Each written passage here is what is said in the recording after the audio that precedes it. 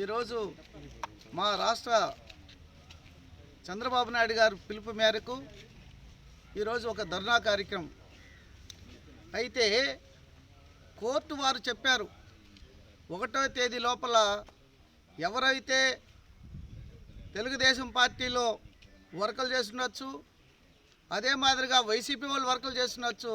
ఎందుకంటే నారా చంద్రబాబు నాయుడు గారు వీళ్ళు వైసీపీ, వీళ్ళు కాంగ్రెసు, వీళ్ళు కమ్యూనిస్ట్ అని ఏనాడు కూడా చూడలేదు.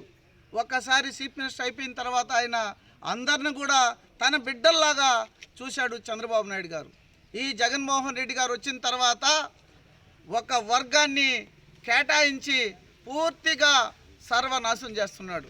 ఈరోజు కోర్టు వారు బిల్లులు చెల్లించమంటే ఈరోజు ఆ బిల్లులు లేక ఈరోజు నారా చంద్రబాబు నాయుడు గారు దానిపైన ఎంతో బాధపడుతున్నాడు.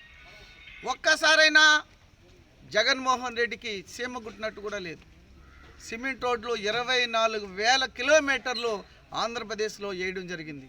అదే మాదిరిగా చెరువులు అయితేమి, అంగన్వాడీ బిల్డింగ్స్ అయితేమి, స్కూల్స్ అయితేమి, 1 కాదు 2 కాదు, ఆయన బడ్జెట్ లోట్లో ఉన్నప్పుడు కూడా తెలంగాణ నుంచి డివిజన్ అయిన తర్వాత కూడా చంద్రబాబు నాయుడు గారి పరిపాలన, ఇప్పుడు జగన్మోహన్ రెడ్డి పరిపాలన అందరూ చూస్తున్నారు.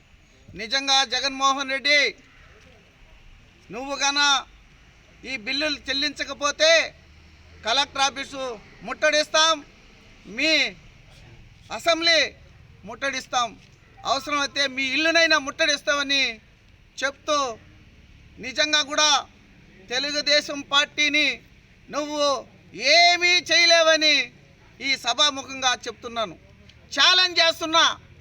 ఎందుకంటే ఎప్పుడు కూడా ఒక నాయకుడు, ఒక చీఫ్ మినిస్టర్ అనే ఒక వ్యక్తి ప్రజల పక్షాన నిలబడాలి తప్ప ప్రజలని ఆశ చూపించి వాళ్ళని చెయ్యిలు నరికేయడం కరెక్ట్ కాదని చెప్తూ నిజంగా కూడా జై తెలుగుదేశం, జై చంద్రబాబు నాయుడు గారు, జై లోకేష్ బాబు గారు నాయకత్వం వర్ధిల్లాలని చెప్తూ సెలవు తీసుకుంటున్నాను. Thank you.